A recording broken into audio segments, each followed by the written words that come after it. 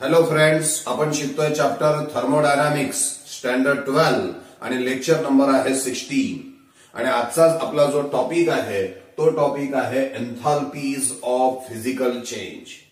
जे physical changes chemical रिएक्शनच्या दरम्यान होत असतात, या दरम्यान जे काही एन्थाल्पी चेंज होतो त्याच्याविषयी आपल्याला आता माहिती लक्षात घ्यायची आहे under the heading enthalpies of physical changes. आणि त्यातही आपला टॉपिक असणार आहे एन्थाल्पी ऑफ फेज ट्रान्झिशन.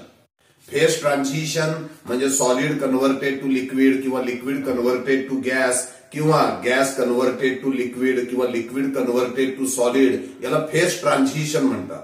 म्हणजे conversion of one substance into other substance during the physical change किंवा conversion of solid into liquid, that is called as the phase transition. तर enthalpies of phase transition ही concept आपल्याला लक्षामध्ये घ्यायची आहे. यातली पहिली कन्सेप्ट आहे enthalpy of fusion denoted by delta H fusion. Now what is enthalpy of fusion? Fusion means melting. आता आपण काय केलं, 1 mole of a solid water म्हणजे आईस आपण घेतला, 1 मोल ऑफ अ आईस, त्याचं आपण फ्युजन केलं, त्याचं आपण मेल्टिंग केलं, completely melted into liquid water. मग या दरम्यान जो काही एन्थाल्पी चेंज झालेला असेल तो एन्थाल्पी चेंज आहे delta H is equal two plus 6.01 kilo joule per mole at 0 degree Celsius. याचा अर्थ काय, 1 mole of a solid water म्हणजे आईसचं कन्व्हर्शन कम्प्लिटली लिक्विड वॉटर मध्ये करण्यासाठी इथे आपल्याला एनर्जी द्यावी लागेल. किती हीट सप्लाय करावी लागेल, तर 6.01 किलो जूल पर मोल एवढी एन्थाल्पी इथे द्यावी लागेल. प्लस म्हणजे heat is supplied to the system, एवढी एनर्जी तुम्हाला सिस्टीमला सप्लाय करावी लागेल, तेव्हा कुठे सॉलिडचं कन्व्हर्शन लिक्विड मध्ये झाल्याचं दिसेल. मग हा जो काही एन्थाल्पी चेंज आहे, ही जी काही अमाऊंट ऑफ हीट सप्लाइड आहे, that is called as enthalpy of fusion. What is enthalpy of fusion? It is the enthalpy change. It is the enthalpy change due to fusion of 1 mole of a solid at a constant temperature and pressure, that is called as enthalpy of fusion. It is the enthalpy change due to fusion of 1 mole of a solid into liquid at constant temperature and pressure. It is called as enthalpy of fusion. Enthalpy of fusion he endothermic process आहे. Here heat is absorbed by the system. म्हणजे या ठिकाणी याला हा heat absorb करतो, म्हणून enthalpy चेंजच्या ऐवजी हाही शब्दप्रयोग इथे वापरला जाऊ शकतो. It is the increase in enthalpy. It is the increase in enthalpy due to the fusion of 1 mole of a solid at constant temperature and pressure. That is called as the enthalpy of fusion. Enthalpy of freezing. What is the enthalpy of freezing? Enthalpy of freezing is exactly reverse of enthalpy of fusion. Fusion मध्ये काय होत होतं, सॉलिडचं conversion liquid मध्ये होत होतं, तर freezing मध्ये काय होणार आहे, लिक्विडचं कन्व्हर्शन सॉलिड मध्ये होणार.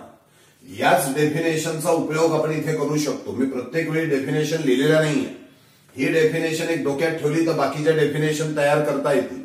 आता एन्थाल्पी ऑफ फ्रीजिंगची डेफिनेशन काय, it is the enthalpy change due to freezing of 1 mole of a liquid at constant temperature and pressure. दोन शब्द आपण बदलले, या ठिकाणी केला आपण फ्रीजिंग आणि इथे केला आपण लिक्विड. काय डेफिनेशन आहे एन्थाल्पी ऑफ फ्रीजिंगची, it is the enthalpy change due to freezing of 1 mole of a liquid at constant temperature and pressure is called as enthalpy of freezing, delta H freezing. It is reverse to that of enthalpy of fusion. Enthalpy of fusion is a endothermic process while enthalpy of freezing is an exothermic process.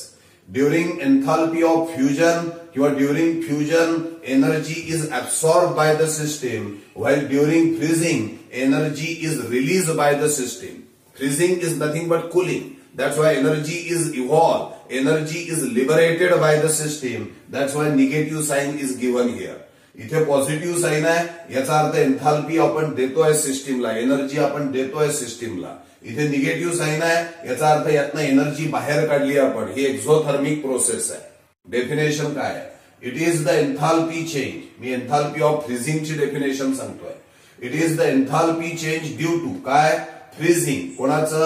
1 mole of a liquid at constant temperature and pressure is called as enthalpy of freezing, denoted by delta H freezing. It is reverse to that of fusion. फ्युजनच्या विरुद्ध म्हणजे freezing आहे. आणि त्यामुळे तुमच्या काय लक्षात येईल की एन्थाल्पी ऑफ फ्युजन होतं +6.01, तर एन्थाल्पी ऑफ फ्रीझिंग आहे -6.01. म्हणजे magnitude is same, sign is opposite. इथे एनर्जी इज रिक्वायर्ड, इथे एनर्जी इज लिबरेटेड असल्याचं आपल्याला दिसून येत आहे.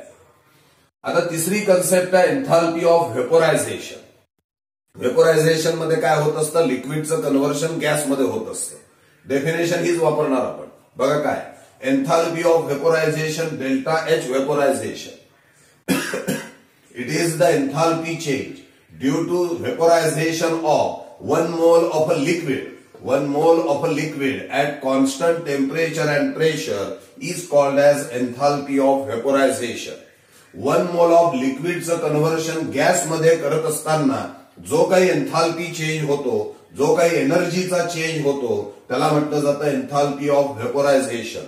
इथे 1 mole ऑफ वॉटरचं रूपांतर 1 mole ऑफ वॉटर व्हेपर मध्ये करण्यासाठी जो एन्थाल्पी चेंज झालेला आहे तो आहे +45.07 kilojoule per mole at 0 degree Celsius. म्हणजे ही सुद्धा एंडोथर्मिक प्रोसेस आहे. या ठिकाणी सुद्धा हीट ऍब्सॉर्ब झाल्याचं आपल्याला दिसून येत आहे. कारण लिक्विडला हीट दिली म्हणजे तो गॅसमध्ये कन्व्हर्ट झाल्याचं आपल्याला दिसून येईल. तर दिस इज एन्थाल्पी ऑफ व्हेपोरायझेशन. डेफिनेशन पुन्हा ऐका. It is the enthalpy change due to vaporization of 1 mole of a liquid at constant temperature and pressure is called as enthalpy of vaporization. It is endothermic process. He endothermic आहे. Heat absorb होते. 1 mole of water heat absorb करतं आणि त्याच्यामुळे त्याचं रूपांतर गॅसमध्ये झाल्याचं आपल्याला दिसून येतं. आता एक मुद्दा अजून सांगतो. हे 1 mole ऑफ वॉटरचं रूपांतर 1 mole ऑफ वॉटर व्हेपर मध्ये करण्यासाठी किती हीट लागलेली आहे? तर +45.07 किलोजूल पर मोल एवढी एनर्जी लागली आहे. ती ऍट 0 डिग्री सेल्सिअस आहे. हेच कन्व्हर्शन जर का आपण 25 डिग्री सेल्सिअसला केलं असतं तर एन्थाल्पी ऑफ व्हेपोरायझेशन 44 किलोजूल आला असता. हेच कन्व्हर्शन आपण 100 डिग्री सेल्सिअसला जर का केलं तर एन्थाल्पी ऑफ व्हेपोरायझेशन 40.7 किलोजूल पर मोल आलं असतं. म्हणजे यावरनं काय लक्षात येतं की enthalpy change is different. Enthalpy change is different at different temperature for the same reaction. एक रिएक्शन एकच आहे पण ते कन्व्हर्शन वेगवेगळ्या टेम्परेचरला जर का तुम्ही करत असाल तर एन्थाल्पी चेंज सुद्धा वेगवेगळं असल्याचं आपल्याला दिसतंय. काय आहे रिएक्शन? वॉटरचं रूपांतर वॉटर व्हेपर मध्ये करतोय, तीच रिएक्शन आहे. 0 डिग्री सेल्सिअसला केली एवढा एन्थाल्पी चेंज आहे. 25 ला केली 44 आहे. 100 ला केली 40.7 आहे. एक मुद्दा अजून असाही सांगता येईल की जसं जसं टेम्परेचर वाढलंय एन्थाल्पी चेंज कमी झाल्याचं आपल्याला दिसतंय. एनर्जी रिक्वायर्ड कमी आहे. इथे 0 डिग्री सेल्सिअसला हे कन्व्हर्शन करायचं असेल तर +45 पर्यंत एनर्जी लागली. 25 डिग्री सेल्सिअसला करायचं असेल तर 44 म्हणजे यापेक्षा कमी लागली. 100 डिग्री सेल्सिअसला करायचं असेल तर यापेक्षा कमी म्हणजे 40.7 किलोजूल पर मोल एवढी एनर्जी लागल्याचं आपल्याला दिसतं. काय डेफिनेशन होती एन्थाल्पी ऑफ व्हेपोरायझेशनची? It is the enthalpy change due to the vaporization of 1 mole of a liquid at constant temperature and pressure is called as enthalpy of vaporization. Delta H vaporization. आता आहे enthalpy of condensation. Condensation is reverse to that of vaporization. Vaporization मध्ये लिक्विडचं गॅसमध्ये होतं, condensation मध्ये गॅसचं लिक्विडमध्ये आहे. काय definition द्याल याच्यावरनं सांगा. 2 शब्द बदलायचे. फ्युजनच्या ऐवजी कंडेन्सेशन आणि सॉलिडच्या ऐवजी गॅस टाकायचं. डेफिनेशन काय? Enthalpy of condensation. It is the enthalpy change due to काय? Condensation of 1 mole of cold gas at constant temperature and pressure. It is called as enthalpy of condensation, delta H condensation.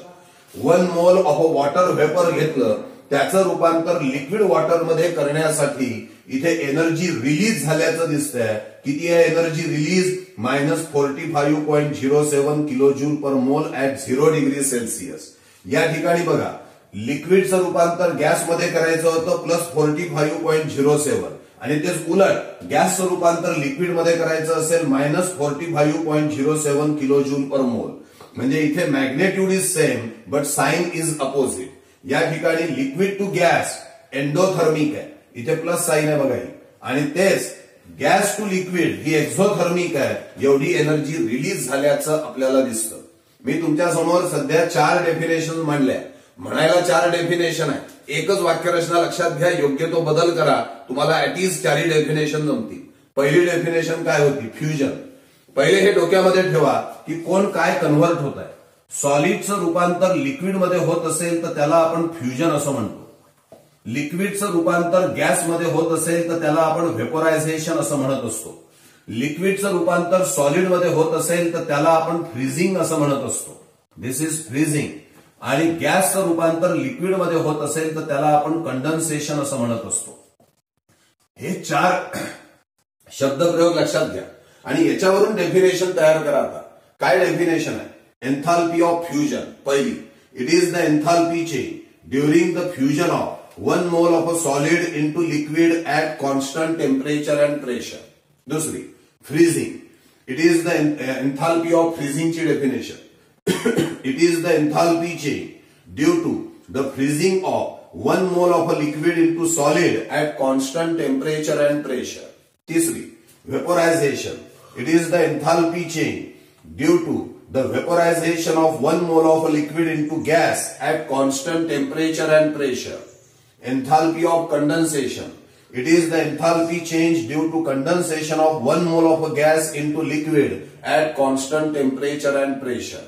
अशा 4 definitions मी तुमच्या समोर इथे मांडलेल्या आहेत. पहिला मुद्दा, इकडनं सॉलिड कडून लिक्विड, लिक्विड कडून गॅस कडे जाताना एंडोथर्मिक प्रोसेस असणार आहे.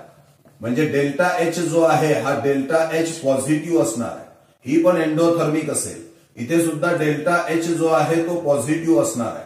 आणि उलट प्रोसेस जी आहे ही कंडन्सेशन, ही एक्झोथर्मिक आहे. डेल्टा एच जो आहे तो निगेटिव्ह असणार आहे. ही पण एक्झोथर्मिक प्रोसेस आहे. डेल्टा एच जो आहे तो निगेटिव्ह असणार आहे. तुम्ही इथे व्हॅल्यू चेक करू शकता.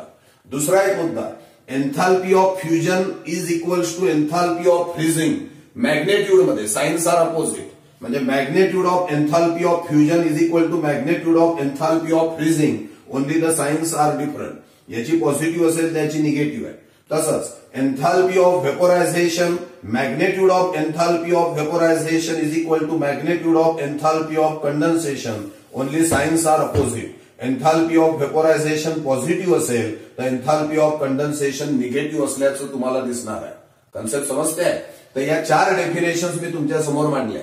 आता एक कन्सेप्ट अजून आहे की ज्यामध्ये solid directly converted into gas आहे, ज्याला आपण सब्लिमेशन असं म्हणत असतो. What it is called as sublimation.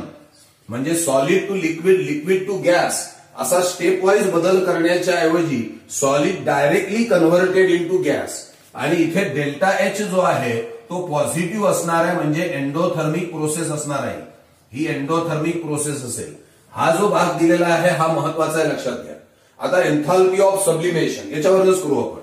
It is the enthalpy change due to the sublimation of 1 mole of a solid directly converted into gas at constant temperature and pressure. Definition काय आहे बघा. Enthalpy of sublimation denoted by delta H sublimation. याच्यावरनं तयार करायची आहे. It is the enthalpy change due to sublimation of 1 mole of a solid directly converted into vapour at constant temperature and pressure. शब्द कोणता टाकायचा आहे? इथे टाकणार तुम्ही सब्लिमेशन आणि या ठिकाणी टाकणार तुम्ही 1 mole of a solid directly converted into vapour at constant temperature and pressure. It is called as enthalpy of sublimation. Definition परत ऐका. It is the enthalpy change due to the sublimation of कोणाचं 1 mole of a solid कोणामध्ये directly converted into vapor. केव्हा? At constant temperature and pressure. It is called as enthalpy of sublimation. 1 mole of a solid ice घेतला, direct conversion गॅसमध्ये केलं तर delta H sublimation आलं plus 51.08 kilo joule per mole at 0 degree Celsius plus value आहे म्हणजे enthalpy of sublimation ही positive sign आहे म्हणजे endothermic heat is absorb by the system. ज्या वेळेला पॉझिटिव्ह साईन दिलेली असते तेव्हा सिस्टीमचा फायदा होत असतो. आपण सिस्टीमच्या दृष्टिकोनातून बोलतोय सगळं हे. सिस्टीमचा फायदा प्लस म्हणजे heat is absorb by the system आणि सिस्टीमचा तोटा minus heat is release by the system. Heat absorb by the system endothermic, heat release by the system exothermic. ठीक आहे. आता एक मुद्दा अजून लक्षात घ्या इंटरेस्टिंग. आपण या ठिकाणी काय केलंय, सॉलिडचं डायरेक्ट कन्व्हर्शन गॅसमध्ये केलंय. हे डायरेक्ट कन्व्हर्शन आहे. खरं पाहिलं तर सॉलिडचं पहिले लिक्विडमध्ये कन्व्हर्शन, लिक्विडचं गॅसमध्ये कन्व्हर्शन असं 2 स्टेपमध्ये होऊ शकतं. मग पहिली स्टेप काय होती, H2O solid into H2O liquid. बघा H2O solid into H2O liquid, delta H fusion 0 degree सेल्सिअसला 6.01 होता. त्याच H2O लिक्विडचं कन्व्हर्शन H2O गॅसमध्ये केलं. इथे लिहिलंय delta H vaporization plus 45.07 kilo joule per mole at 0 degree Celsius आहे. टेम्परेचर 0 डिग्री सेल्सिअस घेतलंय दोन्ही वेळेला लक्षात घ्या. आपण केली तर H2O solid directly gives H2O gas, delta H sublimation या दोघांची बेरीज येते plus 51.08 kilo joule per mole at 0 degree Celsius. म्हणजेच काय, सॉलिड पासून पहिले लिक्विड आणि लिक्विड पासून नंतर गॅस असं तुम्ही 2 स्टेपमध्ये जा किंवा डायरेक्ट सॉलिड पासून गॅस पर्यंत जा, तो जो एन्थाल्पी चेंज आहे तो सेम असतो. म्हणजेच enthalpy is a state function हे इथे प्रूव्ह होतं. Enthalpy change does not depends upon the path through which the change occur. कोणत्या मार्गाने बदल होतोय याच्यावर एन्थाल्पी चेंज अवलंबून नाही. It only depends upon initial state and final state. मला सांगा 2 स्टेपमध्ये जरी कन्व्हर्शन केलं तरी इनिशियल स्टेट होती सॉलिड, फायनल स्टेट गॅस आहे. एका स्टेपमध्ये जरी कन्व्हर्शन केलं तर initial state solid, final state gas आहे. जर का तुमच्या इनिशियल आणि फायनल स्टेट सेम असतील तर पाथ ऑफ चेंज कोणताही असू द्या, एन्थाल्पी चेंज रिमेन्स कॉन्स्टंट. म्हणजेच काय, delta H fusion plus delta H vaporization is equal to delta H sublimation असं आपल्याला या ठिकाणी दिसून येतं. हे जे आहे हे या ठिकाणी अजून एक गोष्ट प्रूव्ह करतं. ते म्हणजे काय, तर हेस लॉची कन्सेप्ट जी पुढे आपल्याला शिकायची आहे ती कन्सेप्ट या ठिकाणी प्रूव्ह होते. ती म्हणजे अशी की chemical reactions can be added or subtracted arithmetically. Chemical रिएक्शनला तुम्ही ऍडिशन किंवा सबट्रॅक्शन करू शकता अरिथमॅटिकली. आणि हे एक गोष्ट अजून या ठिकाणी लक्षामध्ये येते की enthalpy is a state function. It only depends upon initial state and final state and does not depends upon the path through which the change occur. तिसरा मुद्दा, delta H sublimation is equal to delta H fusion plus delta H vaporization. काय सांगितली आपण, enthalpy of sublimation, 1 mole of solid directly converted into gas at constant temperature and pressure. हे करत असताना जो enthalpy change होतो त्याला एन्थाल्पी ऑफ सब्लिमेशन असं म्हणतात. हे एका स्टेपमध्ये आपण करतोय सॉलिड टू गॅस. 2 स्टेपमध्ये बदल केला तर त्याची बेरीज करा. एका स्टेपमध्ये जी ती व्हॅल्यू बघा तुम्हाला ती सारखी आल्याचं दिसेल. 2 स्टेपमध्ये केल्यावर 51.08 आहे. इथे एका स्टेपमध्ये केल्यावर सुद्धा 51.08 आहे. म्हणजे enthalpy is a state function हे सुद्धा या ठिकाणी सिद्ध झालेलं आहे. अशा तऱ्हेने मी तुमच्या समोर 1, 2, 3, 4, 5 डेफिनेशन्स मांडल्या. एकच डेफिनेशन डोक्यात ठेवली, योग्य बदल केला की सगळ्या डेफिनेशन्स लक्षामध्ये राहतात. एक डेफिनेशन बोलतो आणि हा टॉपिक संपवतो. काय आहे एन्थाल्पी ऑफ फ्युजन. फ्युजन शब्द आहे, मग it is the enthalpy change due to fusion of 1 mole of a solid at constant temperature and pressure. हे डोळ्यासमोर ठेवा, एवढं लिहा आणि 5ही डेफिनेशन्स बोलून बघा. तुम्हाला असं लक्षात येईल की सगळ्या डेफिनेशन व्यवस्थित लक्षात राहिलेल्या आहे. सध्याला आपण जो टॉपिक लक्षात घेतलाय तो एन्थाल्पी ऑफ फेज ट्रान्झिशन आहे. रिएक्शन लिहून बघा, डेल्टा एचच्या व्हॅल्यू लक्षामध्ये ठेवा म्हणजे तुम्हाला हा टॉपिक व्यवस्थित समजेल. थँक्यू.